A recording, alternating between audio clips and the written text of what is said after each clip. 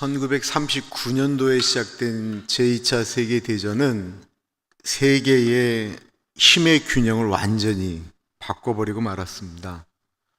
수백 년 동안 해가 지지 않는 나라라고 이야기되어지는 게 대영 제국이잖아요. 왜 해가 지지 않는 나라냐면 세계 곳곳에 영국의 땅들이 있었습니다. 그래서 영연방이라고 하는 나라, 우리가 잘 아는 건 캐나다, 오스트레일리아, 그러니까 호주, 그리고 뉴질랜드 같은 건데 무려 50개가 넘습니다. 그러니까 영국이 해가 지지 않는 나라로 패권을 쥐고 있었는데 2차 세계대전을 비록 승전하였지만 영국 안에서도 엄청난 피해를 입었기 때문에 영국이 대영 제국의 기능을 상실하기 시작한 것이 2차 세계대전이고요. 독일, 프랑스를 비롯한 전 세계를 호령하던 유럽이 무너지기 시작하고 세계의 힘의 균형 가운데 사라지기 시작한 것도 2차 세계대전입니다. 아시아에서는 일본과 중국이 패망함으로써 힘을 잃었고요. 새로운 세계 질서가 개편되게 되었는데 그것은 본토, 자기네 나라 안에서 전쟁하지 않고 승리를 한 미국과 소련이 힘을 가지고 새로운 패권을 가진 신냉전 시대가 시작되었습니다. 그런데 1980년대를 기점으로 해서 소련이 약화되기 시작했습니다. 더군다나 신자유적인 개념을 갖고 있었던 고르바초프가 당 서기관이 되면서 소련은 개방을 위해서 움직이기 시작했고 소비에트 연방이라고 했던 그 소련을 쥐고 있었던 그 연방이 해체되기 시작했습니다. 그러자 전 세계의 패권은 경찰 국가라고 이야기하는 미국이 완전히 쥐게 되었습니다. 특별히 1980년대 이후부터 레이건 대통령 때부터 전 세계의 경제 부흥은 미국이 거의 독점하다시피 할 정도로 전 세계의 경제력, 군사력 모든 것들이 다 미국에 집중되어서 사람들의 모든 꿈은 아메리칸 드림이었습니다. 그러던 미국이 2001년 9월 11일 뉴욕 쌍둥이 빌딩이 직접 이 본토에 처음으로 테러를 당하였고 미국이 자랑하는 국방부의 심장욱이라고 얘기하는 펜타곤이 공격을 받게 되었습니다. 그리고 무려 그날 3,000여 명이 넘는 사람이 건물에 깔려 죽었습니다. 이게 미국 사람들의 자존심을 완전히 무너뜨린 사건이었고 미국이 더 이상 안전한 나라가 아닐 뿐만 아니라 전 세계의 패권 가운데 미국이 절대적인 힘을 가졌다라고 하는 의미가 사라지기 시작하게 된 사건입니다. 그리고 10년이 지났습니다.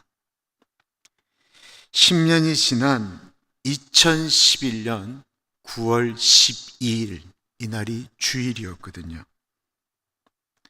3,000여 명의 희생자들이 한 곳에 묻힌 뉴욕 그라운드 제로라고 하는 그 광장에 그 당시 대통령이었던 버락 오바마 그리고 9.11 테러 사건이 일어났을 때 대통령이었던 조지 W 부시, 뉴욕 시장이었던 줄리아니, 이 모든 사람들 그리고 현 시장이었던 블룸버그가 모였습니다. 그때 줄리아니 시장은 전도서를 가지고 사람들에게 위로하였습니다. 범사에는 다 때가 있다라고 하는 이야기로 이것도 하나님의 어떤 때였을 것이다라고 이야기를 하였습니다. 조지 W 부시 대통령은 남북 전쟁 때 5명의 아들을 잃은 엄마에게 보낸 링컨의 편지를 읽었습니다. 나는 어떤 말로도 소중한 것을 잃은 당신의 슬픔을 위로할 수 없다라는 사실을 압니다. 그러나 나는 당신의 아들들이 이 나라를 구하기 위해 목숨을 바친 일에 감사와 위로의 말을 전하지 않을 수 없습니다. 나는 하나님께서 잃어버린 아들들에 대한 당신의 분노를 어루만져 주시고 사랑스러운 아들들에 대한 소중한 기억만을 간직할 수 있도록 하나님 아버지께 기도하고 있습니다. 이 편지를 읽었어요. 미국 역대 대통령 가운데 가장 연설을 잘하는 2명의 대통령을 뽑는다고 하면 한 사람은 케너디고 한 사람은 오바마 대통령입니다. 정말 대중연설이 얼마나 기가 막힌지 거의 무명의 오바마가 미국 민주당 대통령이 되게 했던 것은 그분의 대중연설이니까 사람들은 오바마 대통령이 이 10주년 9.11 사태를 추모하는 이 시기에 무슨 이야기를 할까가 초미의 관심사였습니다. 그리고 오바마 대통령은 모든 미국 사람들의 가슴 속에 정말 뭉클할 만한 추모사를 국민들에게 남겼고 국민들이 그때 마음 가운데 한 분을 떠올리게 하였습니다. 오바마 대통령의 추모사는 다음과 같습니다. 하나님은 우리의 피난처시요 힘이시니 환난 중에 만날 큰 도움이시라. 그러므로 땅이 변하든지 산이 흔들려 바다 가운데에 빠지든지 바닷물이 솟아나고 뛰놀든지 그것이 넘침으로 산이 흔들릴지라도 우리는 두려워하지 아니하리로다. 한 시내가 있어 나뉘어 흘러 하나님의 성 곧 지존하신 이의 성소를 기쁘게 하도다. 하나님이 그 성 중에 계시며 성이 흔들리지 아니할 것이라. 새벽에 하나님이 도우시리로다. 문 나라가 떠들며 왕국이 흔들렸더니 그가 소리를 내심에 땅이 녹았도다. 만군의 여호와께서 우리와 함께 하시니 야곱의 하나님은 우리의 피난처시로다. 와서 여호와의 행적을 볼지어다. 그가 땅을 황무지로 만드셨도다. 그가 땅끝까지 전쟁을 쉬게 하시며 활을 꽂고 창을 끊으며 수레를 불사르시는도다. 이르시기를 너희는 가만히 있어 내가 하나님됨을 알지어다. 내가 문나라 중에서 높임을 받으리라. 내가 세계 중에서 높임을 받으리라 하시도다. 만군의 여호와께서 우리와 함께 하시니 야곱의 하나님은 우리의 피난처시로다. 셀라. 이 시편 46편을 딱 읽고는 아무 말을 하지 않고 내려갔어요.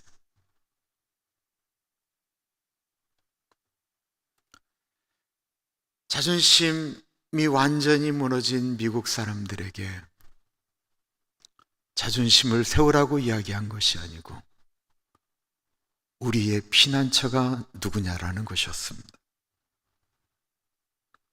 오늘 본문의 배경은 많은 성경학자들이 열왕기하 18장, 19장에 있었던 당시 최고의 제국이라고 이야기했던 아시리아의 이스라엘 침공을 배경으로 이야기하고 있습니다. 당시 최고의 제국이라고 이야기하는 아시리아의 사네립이 무려 18만 5천 명의 대군을 이끌고 이스라엘을 쳐들어왔습니다. 아시리아는 전쟁을 하게 되면요, 여자들은 잡아다가 노예로 삼았고 남자들은 모두 죽였습니다. 그러니까 아시리아가 쳐들어온다라는 사실만으로도 모든 나라들이 떨었고 이스라엘이 떨었습니다.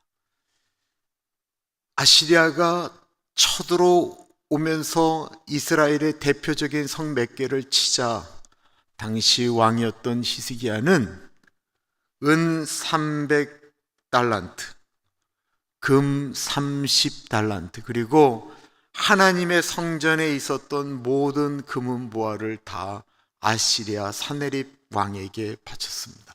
제가 오늘자 요즘 금값이 엄청나게 올랐잖아요. 그 금 가격으로 금 30달란트가 몇인가를 알아봤습니다. 한 달란트가 65파운드고요. 이 65파운드를 킬로그램으로 바꿨더니만 거의 30kg이에요. 그리고 1kg은 오늘날 금값이 8천만 원이 넘어요. 한 달란트가 돈으로 계산하면 대략 240만 불입니다. 그러니까 금만 7,200만 불어치를 바치고 은은 300달란트, 그것의 10배를 바치고 성전에 있는 모든 것들을 다 바쳤어요. 근데 그것이 시작이었습니다. 받고 물러갔어요. 근데 가다 보니까 생각하니까 이런 거예요. 야, 얘네들 봐라. 조그만 나라인 줄 알았더니 엄청난 부자구만. 우리가 금방 협박을 하니까 이 정도인데 아예 치면은 엄청나게 나오겠구나 라고 생각을 하고 다시 친 것입니다. 하나님을 붙들어야 될 때 인간적인 방법으로 하나님에게 묻지 않고 행동했던 그 모습이 결국은 그런 두려워하는 일이 발생하게 되었다라는 것입니다. 세상에서 제일 쉬운 일이 돈으로 해결하는 건데 돈으로 해결하는 일은 처음 한 번으로 끝나는 일이 거의 없습니다. 두려움에 떠는 이스라엘에게 사내립은 군대 장관 랍사게를 통해서 이스라엘에게 항복하라고 하는 편지를 보내게 됩니다. 그 편지의 내용이 무시무시합니다. 열왕기하 18장을, 그 편지의 내용을 우리말 성경으로 읽어봅니다. 랍사게가 그들에게 대답하였다. 나의 상전께서 나를 보내셔서 이 말을 하게 하신 것은 다만 너희의 상정과 너희만 들으라고 한 것이 아니고 너희와 함께 자기가 눈, 대변을 먹고 자기가 본 소변을 마실 성벽 위에 앉아있는 저 백성에게도 이 말을 전하라고 나를 보내셨다. 랍사게가 일어나서 유다말로 크게 외쳤다. 너희의 위대한 왕이신 아시리아의 임금님께서 하시는 말씀을 들어라. 임금님께서 이렇게 말씀하시기를 히스기야에게 속지 말아라. 그는 너희를 내 손에서 구원해낼 수 없다. 히스기야가 너희를 속여서 너희 하나님이 너희를 구원할 것이며 이 도성을 아시리아 왕의 손에 절대로 넘겨주지 않으실 것이라고 말하면서 너희로 하나님을 의지하게 하려 하여도 너희는 그 말을 믿지 말아라. 이 랍사게의 말 자체가 얼마나 무서웠는지 유대의 제사장들이 목숨을 걸고 랍사게에 가서 이렇게 얘기를 했어요. 유대말로 말씀하지 마시고 제발 당신들의 언어인 아람어로 말씀해 주십시오. 고사작전에 들어가서 먹을 것이 없는 이스라엘 민족에게 너희들이 먹을 것이 없어서 너희들이 싼 똥을 먹을 거고 너희들이 마실 물이 없어서 너희가 산 오줌을 먹을 거라고 이야기를 하니 온 백성들이 얼마나 두려움에 떨었겠습니까? 백성들 뿐이겠습니까? 히스기야는 얼마나 무서웠겠습니까? 다들 두려움에 사로잡혀 있을 때 그제서야 히스기야는 그 사내립으로부터 보낸 편지를 들고 하나님 전으로 들어가 합니다. 지난주에도 말씀드렸지만 믿음의 사람에게 두려움이 없는가? 그건 말이 안 돼요. 두려움은 사람에게 늘 있습니다. 두려움이 없는 사람은 없습니다. 근데 히스기야를 비롯한 믿음의 사람들, 하나님의 사람들이 두려움을 해결하는 방법은 무엇이었냐면 그 두려움을 가지고 하나님께로 나아갔다라는 것입니다. 그렇게 되어졌던 이유는 그들은 사람보다 하나님을 더 두려워했다라는 것입니다. 히스기야는 인간적인 방법이 안 되니까 그제서야 하나님께로 나아갔습니다. 오늘 본문 말씀 1절에서부터 3절. 하나님은 우리의 피난처시오 힘이시니 환난 중에 만날 큰 도움이시라. 그러므로 땅이 변하든지 산이 흔들려 바다 가운데 빠지든지 바닷물이 솟아나고 뛰놀든지 그것이 넘침으로 산이 흔들릴지라도 우리가 두려워하지 아니하리로다. 우리가 두려워하지 아니할 이유는 하나님이 우리의 피난처시오 힘이시고 환난 중에 만날 큰 도움이시기 때문에.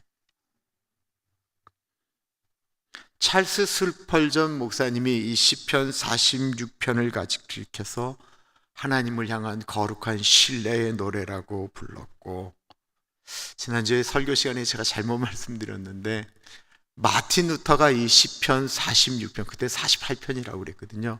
이 46편을 가지고 늘 두려워서 떨 때마다 시편 46편을 읽고 그리고 만든 찬송이 내주는 강한 성이. 마틴 루터는 무서울 때마다 이 시편 46편을 읽었다고 그래요. 1940년 3월 12일 부활절 아침에 주기철 목사님이 산정연교회에서 두려움에 떠는 교인들에게 그 아침에 내주는 강한 성이여를 부르고 감옥에 들어가셨습니다. 주기철 목사님의 후임으로 계셨던 김 목사님이 공산군에게 잡혀 끌려가실 때도 온 교인이 불렀던 것이 내주는 강한 성이요.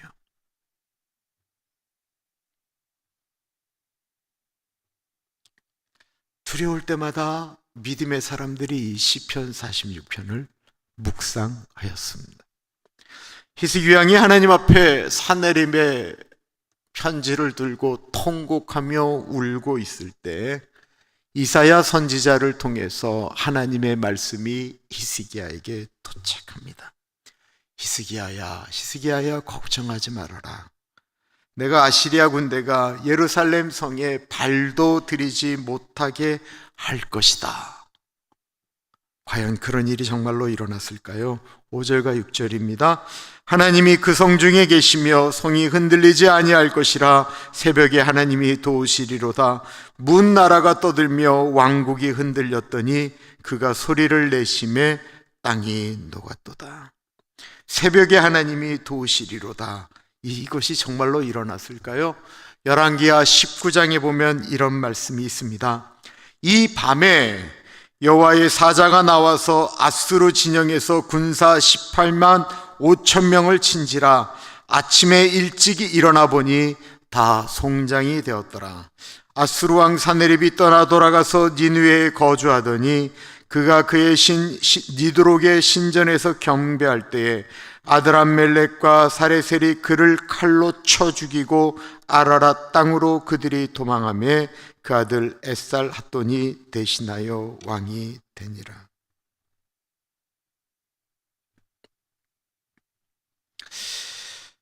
우리는 두려움이 닥치면 그 두려움을 생각하며 그 두려움을 묵상할 때가 많이 있습니다. 유진 피터슨이 쓴 다윗, 현실에 뿌리 박힌 영성이라고 하는 책에 이런 내용이 납니다. 악에 의해서 우리의 상상력이 지배당하고 우리의 사고 방식이 좌우되며 우리의 반응이 결정되어지는 순간, 악이 주는 상상력 때문에 그것이 우리의 생각을 결정하는 순간, 그것에 우리가 반응하는 순간 우리는 선한 것과 참된 것과 아름다운 것을 더 이상 볼 수 없다. 두려움이 엄습할 때 그 두려움 때문에 일어나는 일들을 우리가 생각하고 상상하게 되는 거죠. 이스라엘이 가나안 땅을 목전에 두고 12 정탐꾼을 가나안 땅으로 보내게 됩니다. 그들은 40일 동안 가나안을 정탐하고 왔습니다. 민수기에 보면 이들은 얼마나 컸는지 이 포도송이들 열매를 두 사람이 이렇게 메고 석류와 무화과를 따가지고 돌아왔습니다. 광야에 살던 이스라엘 민족들이 포도를 받겠어요? 석류를 받겠어요? 무화과를 받겠어요? 아무것도 먹어본 적이 없는 어마어마한 너무나도 달콤한 과일들을 가지고 12정탐꾼이 돌아온 것입니다. 잔뜩 기대하던 백성들은 사람을 본 게 아니고 그 과일을 봤어요. 민수기 13장의 이야기가 그런 식으로 시작되어집니다. 모세에게 말하여 이르되 당신이 우리를 보낸 땅에 간즉 과연 그 땅에 젖과 꿀이 흐르는데 이것이 그 땅의 과일이니이다. 사람들은, 백성들은 그 이야기를 들으면서 상상하기 시작했어요. 야, 가나안 땅에 들어가면 저 과일들을 우리가 마음껏 먹겠구나. 진짜 하나님이 약속하신 것처럼 가나안 땅은 젖과 꿀이 흐르는 땅이구나.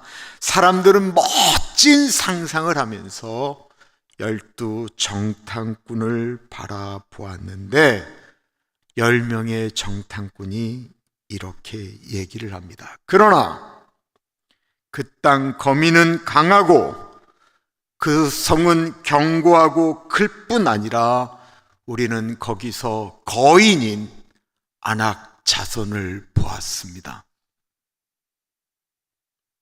우리는 그들을 이길 수 없습니다. 왜냐하면 그들에 비하면 우리는 메뚜기와 같기 때문에 그렇습니다.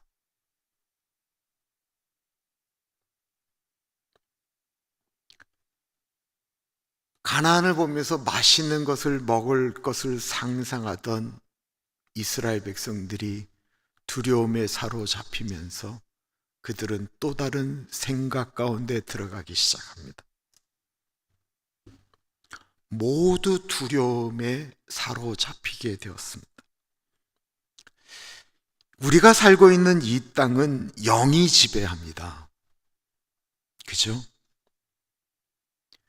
그 영 중에 사단이 가장 전파력이 강한 것으로 사용하는 것이 무엇이냐면 두려움의 영이에요. 여러분, 왜 사람들이 무당을 무서워하는 줄 아세요? 무당이 앞에 오는 사람에게 던지는 말들이나 이렇게 안 하면 당신 자식이, 당신이 어떤 일이 일어날 것이다 라고 하는 얘기를 던지는 순간 그 사람은 두려움에 사로잡히게 됩니다. 그리고 그 사람의 두려움은 그 가족들에게 그대로 전파되어집니다.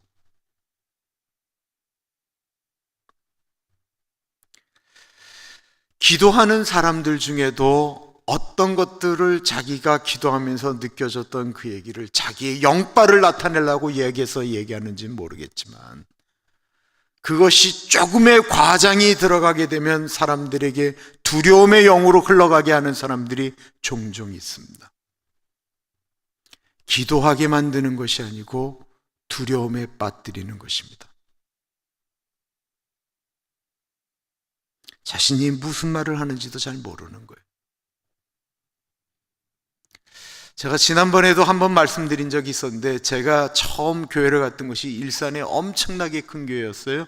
그리고 그 교회의 꿈은 대한민국에서 가장 큰 교회를 짓겠다라고 하는 것이었습니다. 그래서 일산에 있는 분들이 자기 집들을 담보로 해서 건축원금이 거치기 시작했어요.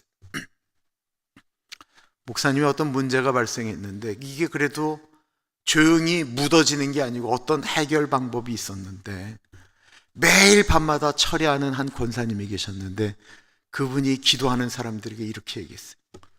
내가 기도하는데 환상 중에 보았는데 웬 원숭이가 단에서 뛰더라. 그 한마디 때문에 교회가 붕괴로 들어가고 뒤집어지기 시작했어요. 무서운 얘기죠. 내가 어떤 말을 누구에게 하느냐가 굉장히 중요합니다. 이스라엘 사람들은 그 이야기를 들으면서 이들이 그 문제를 가지고 하나님에게 나아갔습니까? 민수기 14장은 이렇게 그들을 기록하고 있습니다. 온 회중이 소리를 높여 부르짖으며 백성이 밤새도록 통곡하였더라.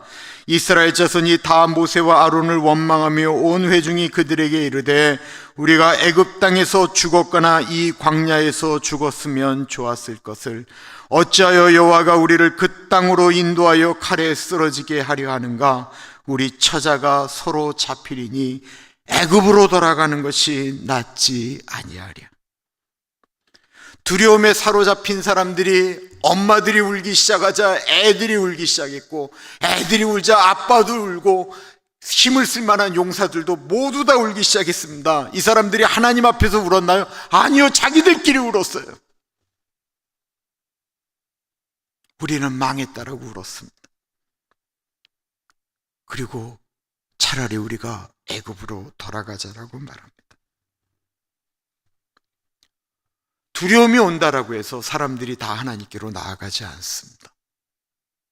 수많은 예수 믿는 사람들이 그 두려움을 자기의 생각 가운데 묵상하기 시작한다라는 것입니다.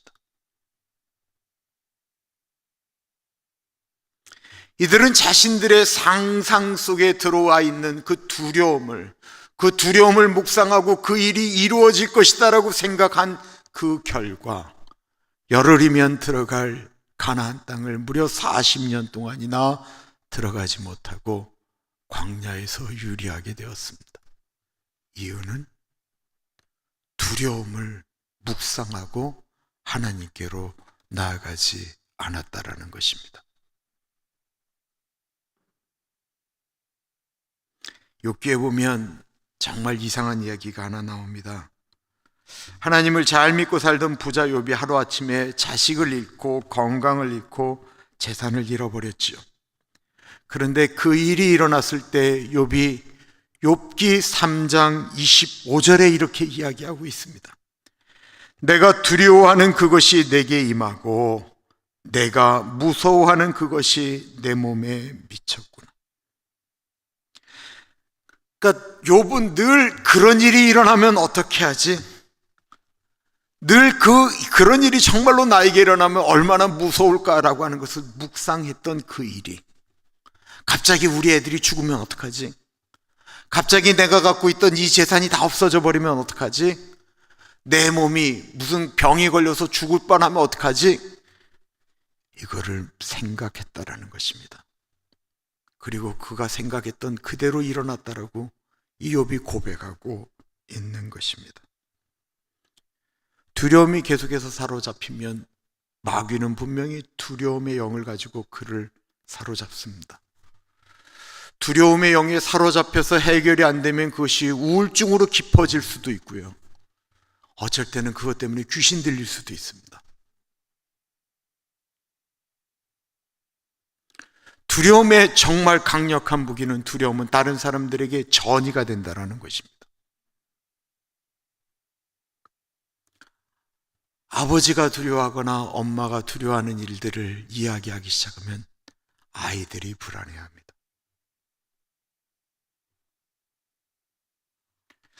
우리에게 두려움이 닥칠 때 우리가 해야 될 일이 무엇입니까? 그 두려움 문제를 가지고 하나님께로 나아가야 된다는 것입니다.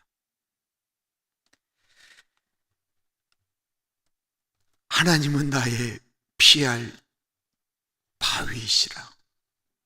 하나님은 나의 피난처이시라. 집안이 망해서 잘 나가던 아버지가 집안이 망하니까 어쩔 줄을 몰라고 늘 술을 드시니까 엄마랑 싸우고 하는 이런 좀 엮이는 적인 가정에서 자란 둘째 딸이 있었습니다. 큰 딸은 먼저 출가를 했고, 이 둘째 딸이 엄마 아빠가 싸우는 데서 늘 그 중개 역할을 하면서 힘들어했는데, 그 밑에 동생이 무려 12살 차이가 나는 여동생이 있었어요. 근데 본인이 서울에 있는 병원이 취업이 돼서 늘 고향인 저 전라도 광주에서 기차를 타고 서울로 올라갈 때가 되면 그 12살짜리 그 동생이 이런 환경 가운데 어떻게 사나 늘 두려움이었대. 기차를 타고 떠날 때쯤 되면 늘 이제 늦게 있다가 밤에 떠나서 이제 서울로 가니까 하니까 늘 기차를 타면 늘 똑같은 곳에 환하게 빨간 십자가가 빛났다라는 거예요. 근데 예수를 안 믿으면서도 하나님 제발 제 동생을 좀 돌봐 주십시오. 일 끝나면 다시 내려와서 동생 살피고 하고 그 동생 두고 다시 올라갈 때는 그 십자가를 보면서 늘 기도를 그렇게 했대요. 기도할 줄 모르니까 하나님 제 동생을 좀 살펴주십시오. 병원에서 근무를 하는데 한국의 그 간호사들이 이렇게 정말 좀 모질 때가 있습니다. 얼마나 심하게 밑에 사람들을 모지게 하는지 자살도 하고 그러잖아요. IMF가 터진 다음에 국가에서 한국에 있는 간호사들 미국에 갈 수 있도록 돈을 줬대요.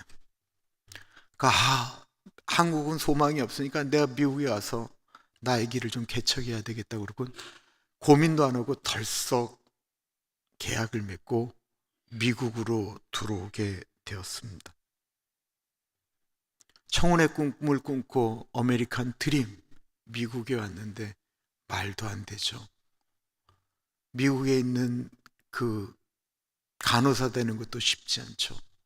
절망하고 고통하면서 시간이 가기 시작했습니다.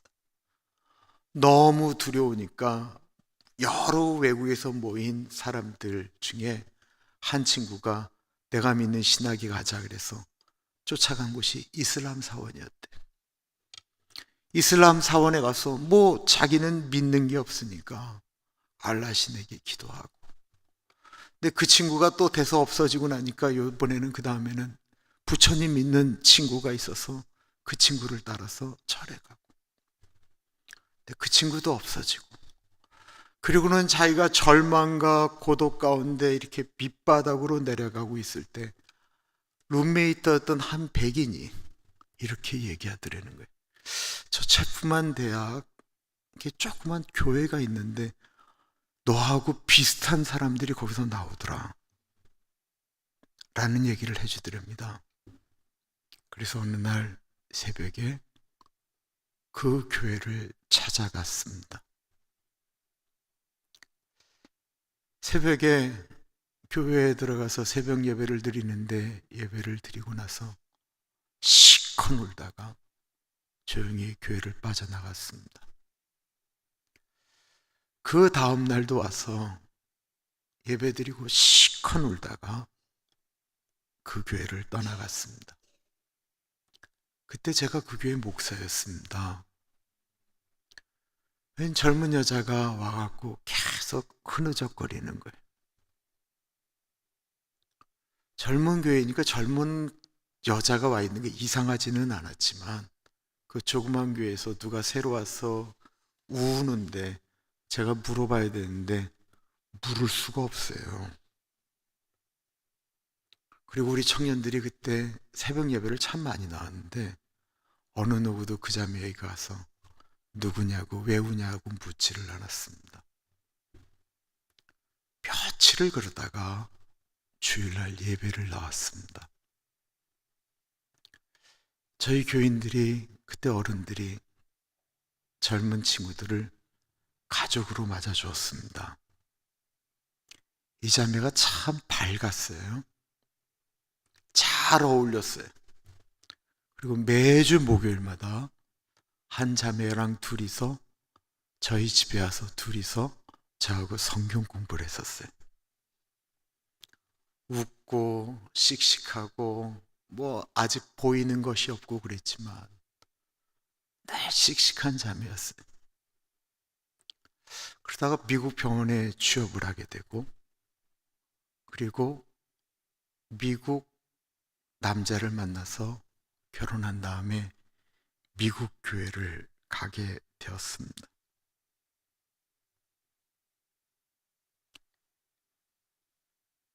(7년) 만에 어저께 그 자매를, 물론 저희 집사람은 뭐 종종 만났지만 7년 만에 만나서 그 자매의 초대로 제가 미국에 와서 처음으로 가장 비싼 코스 요리를 집사람하고 같이 먹게 되었습니다.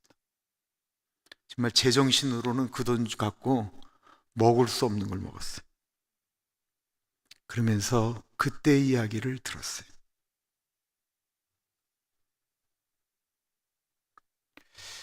목사님 그때 저한테 왜 우냐고 어디서 왔냐고 말해주지 않아서 제가 얼마나 고마웠는지 몰라요. 그때 저희 또래 청년들이, 교회 어른들이 저보고 왜 우냐고 무슨 일이냐고 묻지 않아서 얼마나 고마웠는지 몰라요.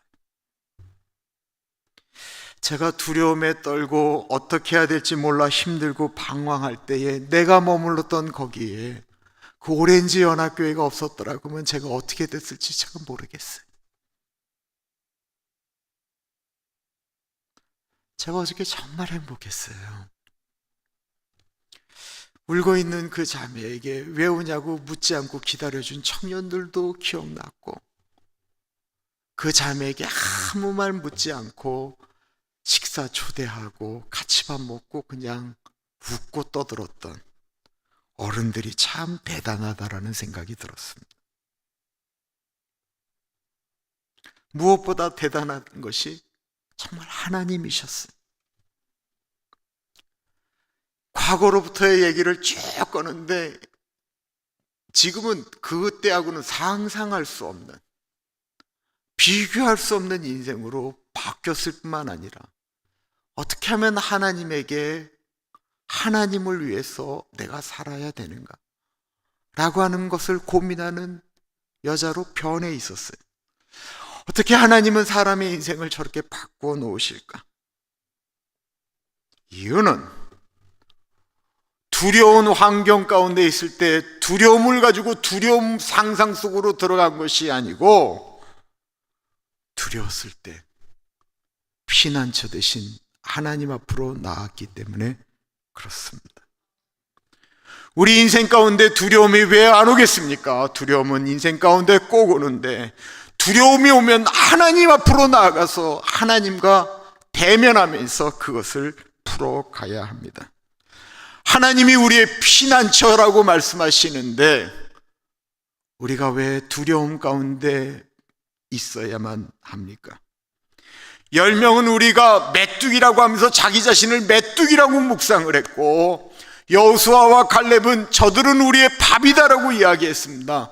밥이 무서운 사람이 어디 있어요? 밥이 우리가 입 안으로 들어가는데 밥이라고 얘기하는 사람들은 가나안 땅으로 들어갈 수 있었던 것은 그렇게 하나님 안에서 생각하고 묵상을 했고, 우리는 메뚜기라고 얘기했던 사람들은 하나님을 믿으면서도 가나안 땅을 들어가지 못하고 그 광야에서 다 죽고 말았다라는 것입니다.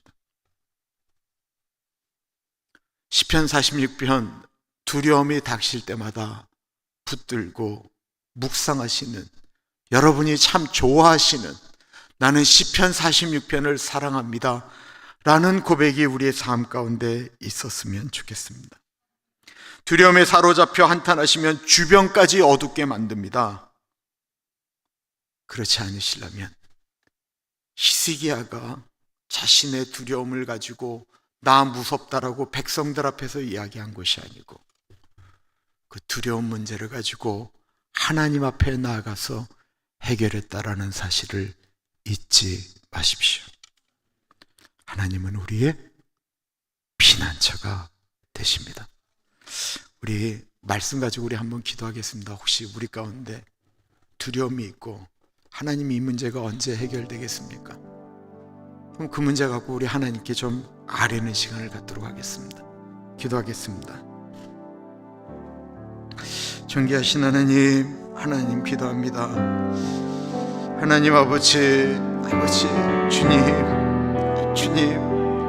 하나님 아버지, 때때마다 우리 안에 두려움이 옵니다. 하나님 아버지, 그 두려움을 이겨나가는 것은 오직 여호와 하나님 앞으로 나아갈 때임을 고백하며 나아갑니다. 성령 하나님, 두려움이 변하여 찬송이 되어지는 놀라운 은혜가 우리 가운데 일어날 수 있도록 하나님 같이하여 주옵소서.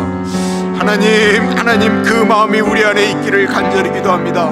주님, 그 마음으로 주님 앞으로 나아갑니다. 하나님 아버지요, 마틴 루터가 고백하였던 것처럼, 아버지 주기철 목사님이 고백하였던 것처럼, 아버지 미국 사람들이 그 두려움 가운데 있을 때 시편 46편을 가지고 하나님 앞에 나아갔던 것처럼 하나님 아버지 우리가 그 마음으로 나아갈 수 있도록 하나님 아버지 같이 하여 주시고 인도하여 주시옵소서. 오 하나님 아버지 같이 하시고 인도하여 주시기 기도합니다. 아버지 같이 하여 주시옵소서. 주님 같이 하시고 인도하여 주십시오.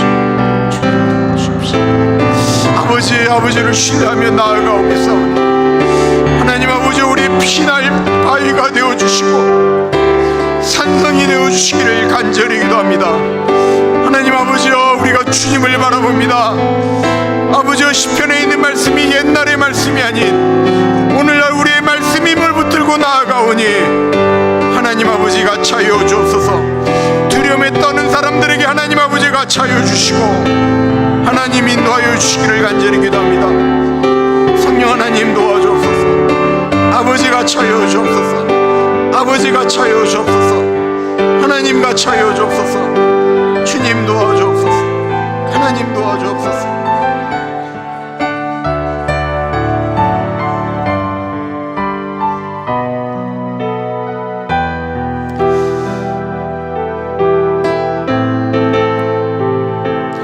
우리 같이 저 찬양하겠습니다.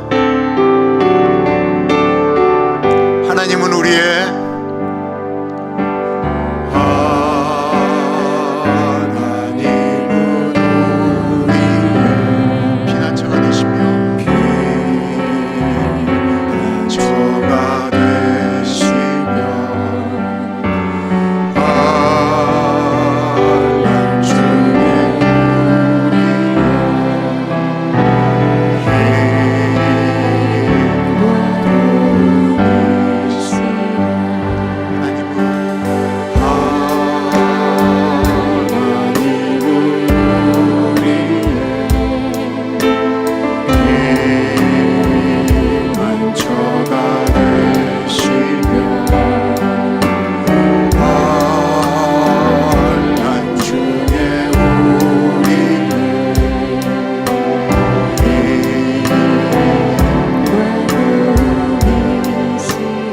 가만히 있어.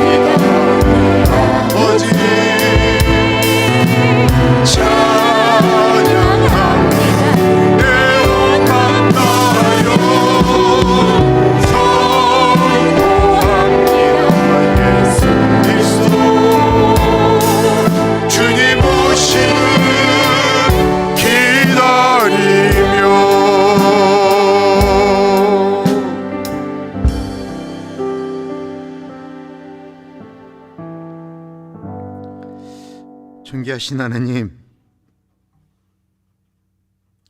이 많은 비가 오는데 주님의 전을 사모하면서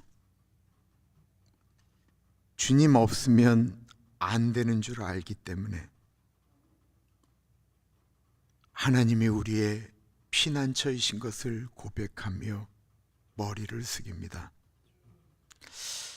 하나님, 우리가 눈에 보이는 것 때문에 두려워하고 귀에 들려오는 것들 때문에 심장이 떨립니다.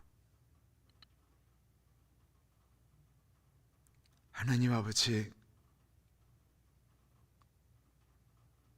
그럴 때 눈에 보이는 것, 귀에 들리는 것 때문에 우리가 그것에 생각하면서 무너지는 것이 아니고, 눈에 보이지 않지만, 손에 만져지지 않지만, 귀에 들리지 않지만 살아계신 하나님 앞에 그 문제를 가지고 나아가서 하나님께 드려오니 이제부터는 이것은 저의 문제가 아니고 하나님의 문제입니다 고백하며 나아가는 우리들 되어지게 하여 주시옵소서.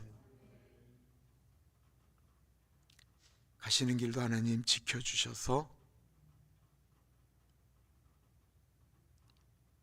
주무실 때는 깊은 숙면하게 하시고, 온라인으로 예배드리는 사랑하는 주의 백성들에게 동일한 은혜를 허락하여 주옵소서.